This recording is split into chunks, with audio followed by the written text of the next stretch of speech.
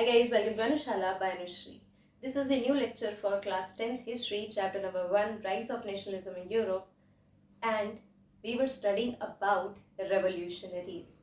अभी तक हमने लेक्चर्स में देखा कि नेशनलिज्म क्या है, कौन से रीजंस की वजह से नेशनलिज्म की आइडियोलॉजी इमर्ज होती है और किस तरीके से लोग उसको प्रमोट करते हैं, है ना। हमने देखा था कि एक तरफ चैप्टर में इवेंट्स चलते जा रहे हैं और दूसरी तरफ आइडियोलॉजीज इमर्ज होती जा रही हैं। फिर हमने देखा था नेपोलियन कोड के बारे में 1804, साथ में नेपोलियन के एंड कैसे होता है बैटल ऑफ वाटरलू में, और उसके बाद ट्रीटी ऑफ वियना क्या है। यहाँ पर एक बार सीक्वेंस देखते हैं कि किस तरीके से हमारी स्टोरी चल रही थी। 1789 was the year of French revolution. French revolution में जब लुई 16 को हराया जाता है तो उसके बाद वहाँ के लीडर बनते हैं Maximilian Robespierre, who was the leader of the Jacobin club. After Maximilian Robespierre, Napoleon came into power in 1804. 1804 में जब नेपोलियन पावर में आते हैं तो actually he was an invader, ठीक है। लेकिन जब वो 1804 का नेपोलियनिक कोड इंट्रोड्यूस कराते हैं तो इसमें कुछ पॉइंट ऐसे होते हैं जिसको बहुत ज़्यादा सपोर्ट मिलता है पॉपुलेशन से, क्योंकि ये एक्चुअली ट्रेड वगैरह को इम्प्रूव करने के लिए काम करते हैं। बहुत सारे टैरिफ बैरियर्स को हटाते हैं, करेंसीज को स्टैंडर्डाइज करते हैं, ठीक है, जिसके कारण इनको सपोर्ट तो काफ़ी मिलता है। लेकिन बाद में जब नेपोलियन खुद एक ऑटोक्रेटिक रूल की तरह काम करने लग जाते हैं तो लोग नेपोलियन के अगेंस्ट होते हैं। साथ में बहुत सी आसपास की कंट्रीज होती हैं जैसे कि ऑस्ट्रिया, रशिया एंड रशिया, ये जो कंट्रीज होती हैं इनको डर लगता है कि नेपोलियन जिस तरीके से काम कर रहा है ना, रेवोल्यूशनरीज जैसे ग्रो होते जा रहे हैं वैसे ही बाकी कंट्रीज में भी प्रॉब्लम्स क्रिएट होंगी, है ना। इसलिए ये 1815 में collectively they defeat Napoleon in the battle of Waterloo. Waterloo के बैटल में नेपोलियन को हराया जाता है। इसके बाद होती है treaty of Vienna.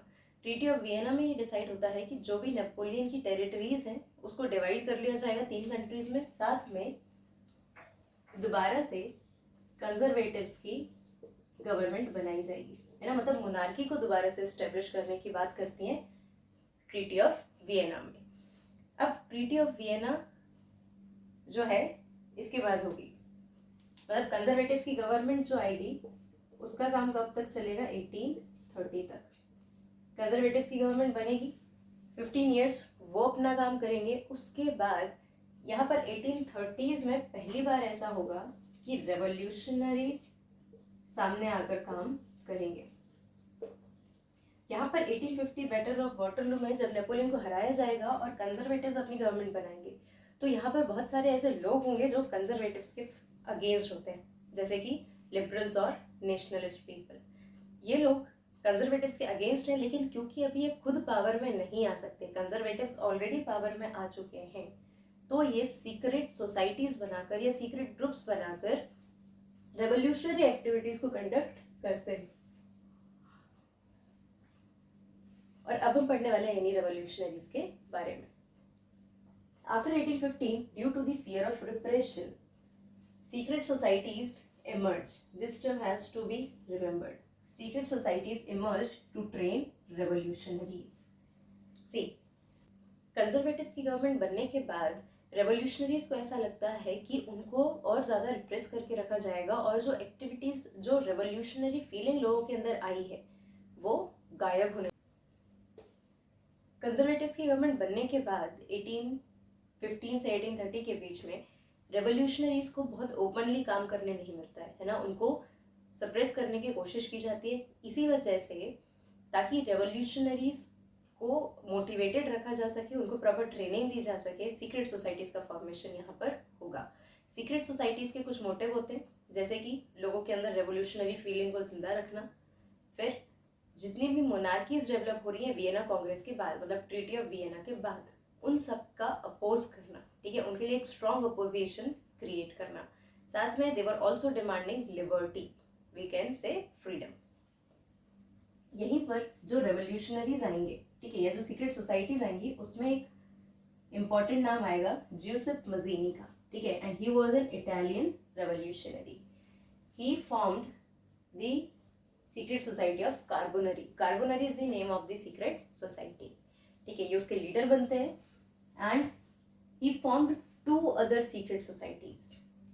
These were Young Italy in Marseilles and Young Europe in Berne. ठीक है, 2 अलग अलग जगह पर 2 और सीक्रेट सोसाइटीज का फॉर्म करते हैं आपके मजीनी. ना ये जो 2 सीक्रेट सोसाइटीज के नाम है ये आपके MCQs में आ सकते हैं, right. That is why it is important to remember them. Then his opposition to monarchy and vision of democratic republics frightened the conservatives. यहाँ पर यूसुफ मजीनी जैसे जो लोग होते हैं ये कंजर्वेटिव्स के लिए वाकई एक चैलेंज को क्रिएट करते हैं. ठीक है, इनका जो अपोजिशन होता है मोनार्की के लिए और जो इनका कॉल होता है फॉर डेमोक्रेटिक रिपब्लिक, इससे कंजर्वेटिव्स को वाकई डर लगता है. और यहाँ पर मेटरनिक जो होते हैं वो एक स्टेटमेंट देते हैं जो रिकॉर्ड्स में मेंशन है कि मजीनी जैसे लोग बहुत बड़ा डेंजर है उनकी कंजर्वेटिव गवर्नमेंट के लिए. और मजीनी का मानना होता है कि ये एक्चुअली गॉड का एक स्टेटमेंट है या गॉड का एक सिग्नल है कि कंट्रीज जो है या जो नेशंस हैं उनको इंडिपेंडेंट रहना ज़रूरी है ना. उनके ऊपर कोई भी मोनार्की नहीं होनी चाहिए, वो उनका नेचुरल स्टेट नहीं है, राइट. तो that is not important but just for the knowledge I have told you. यहाँ पर मजीनी जैसे जो लोग आएंगे ये एक्चुअली रेवोल्यूशनरीज को प्रॉपरली ट्रेन करेंगे, सीक्रेट सोसाइटीज़ का फॉर्मेशन करेंगे. और यहाँ पर 1830 में होगा फर्स्ट रेवोल्यूशनरी अपहेवल, जहाँ पर लोग वाकई एक रेवोल्यूशनरी एक्टिविटी को अंजाम देंगे और साथ में यहाँ के लीडर को हटाएंगे. 1830 में जो फर्स्ट रेवोल्यूशनरी अपहेवल होगा इसका मेन मोटिव होता है कि मोनार्की की जगह से जो बोर्बन डायनेस्टी के लीडर होते हैं उनको हटाना. जो लुइस मतलब वहाँ का जो लीडर है बोर्बन डायनेस्टी का उसको वहाँ से रिप्लेस करते हैं कॉन्स्टिट्यूशन मोनार्की से. मतलब कि मोनार्की पूरी तरीके से एंड यहाँ पर नहीं हुई है, लेकिन वो सिर्फ मोनार्की नहीं है, अब वो एक कॉन्स्टिट्यूशनल मोनार्की है. मतलब there will also be a constitution which will be guiding the monarch. और लीडर किसको बनाया जाता है? Louis Philippe. तो this was the first revolutionary upheaval in 1830.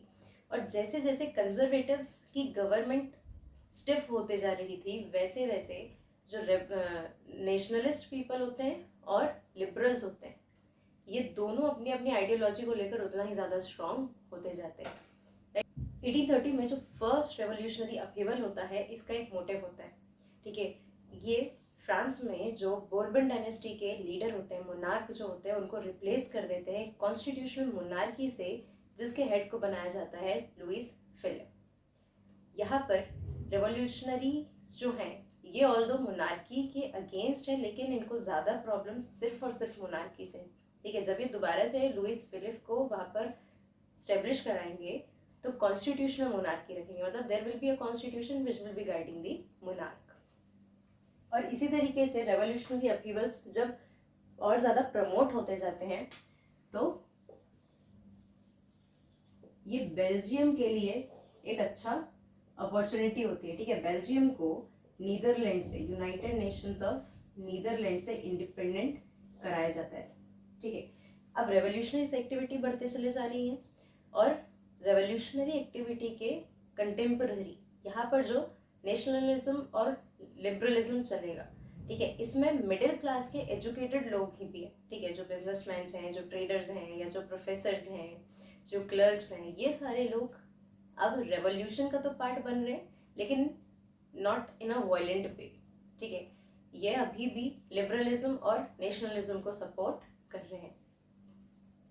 इसी के बाद एक और टॉपिक आएगा आपका इंडिपेंडेंस ऑफ ग्रीस. ठीक है, या जिसको आप ग्रीक वॉर ऑफ इंडिपेंडेंस भी कहेंगे. ग्रीस जो था it was actually a part of Ottoman empire. Ottoman empire मतलब जो इटली में रूल कर रहा था उसने किसको कैप्चर करके रखा था? ग्रीस को. अब ग्रीस जो था वो एक्चुअली ये ओटोमन एम्पायर से फ्री होना चाहता था. ठीक है, ये एक मुस्लिम एम्पायर था.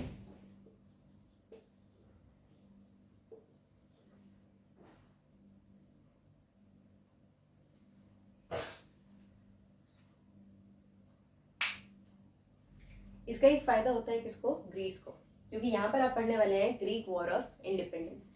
ग्रीस जो होता है it was actually a part of Ottoman empire which was a Muslim empire, ठीक है।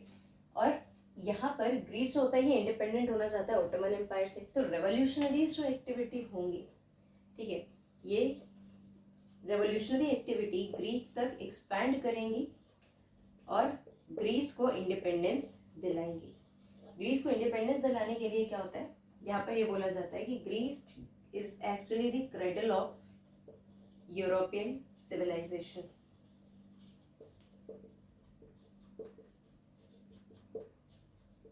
मतलब यूरोप की जो सभ्यता है, यूरोप का जो सिविलाइजेशन है, उसका एक सिग्निफिकेंट पार्ट है आपका ग्रीस, ठीक है, जो कि एक मुस्लिम रूलर या जो मुस्लिम एम्पायर है उसके अंदर सप्रेस्ड होकर रह रहा है। यहाँ पर जब ग्रीक वॉर ऑफ इंडिपेंडेंस होगा तो रेवोल्यूशनरी एक्टिविटीज बहुत ही ज़्यादा इंक्रीज होंगी और कॉन्फिडेंट होंगी, है ना। क्यों, क्योंकि ये बर्लिन को भी, बेल्जियम को भी आज़ाद करा चुके हैं और ग्रीस को भी आज़ाद करा चुके हैं। यहाँ पर रेवोल्यूशनरीज पीक पर है। इसके बाद एक नई आइडियोलॉजी डेवलप होगी जिसका नाम है रोमांटिसिज्म। रोमांटिसिज्म में क्या होगा कि कुछ पोइट्स, मतलब यहाँ रोमांटिसिज्म में एम्फेसिस किस पर किया जा रहा है, ज़्यादातर पोइट्स और राइटर्स पर, ठीक है, जो क्या करना चाह रहे हैं, नेशनलिज्म को सेंटिमेंट से जोड़ रहे हैं, ठीक है। Nationalism is a kind of ideology जो एक व्यक्ति को उसके नेशन से जोड़ने की बात करती है, ठीक है, उसको एक आइडेंटिटी प्रोवाइड करती है। और रोमांटिसिज्म क्या बता रहा है कि नेशन के साथ सिटीजन का एक रोमांटिक रिलेशनशिप होना चाहिए, ठीक है, not actually in that way, मतलब कि उसका एक सेंटिमेंट जुड़ा होना चाहिए अपने नेशन से, ठीक है। और जनरली जो रोमांटिसिज्म को प्रमोट करने वाले लोग होते थे, पोइट्स जो थे, वो लॉजिक और रीजंस को क्रिटिसाइज करते थे। उनका ये कहना था कि फीलिंग्स को आप फीलिंग के नज़रिए से देखिए, ठीक है, इस चीज़ में आप लॉजिक या फिर आप रीजनिंग नहीं लगा सकते। तो रोमांटिसिज्म क्या था ये हम कवर करेंगे अपने नेक्स्ट लेक्चर में। आई होप इतना समझ आया होगा, and if you have any doubt regarding this you can ask me in the comment section, and don't forget to like, comment, share and subscribe. Thank you.